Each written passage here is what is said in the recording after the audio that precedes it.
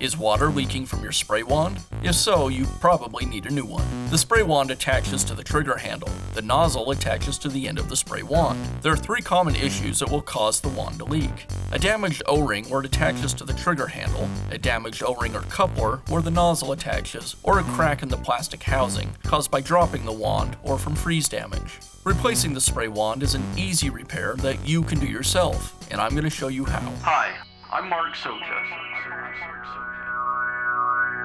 Do-it-yourself repairs like these are easier than you might think. From lawn machines to cordless drills, kitchen mixers, outdoor grills, our how-to videos walk you through each repair from start to finish. So doing it yourself means never having to do it alone. Let's get started. To replace the wand, I'll first remove any nozzle that might be on the end. I just pull back the coupler and pull the nozzle out. Now I can remove the wand from the trigger handle. It just simply twists, and then I pull it away. Before installing the new wand, I'm going to put a little grease on the O-ring. The grease will make these 2 parts go together a little easily and extend the life of the O-ring.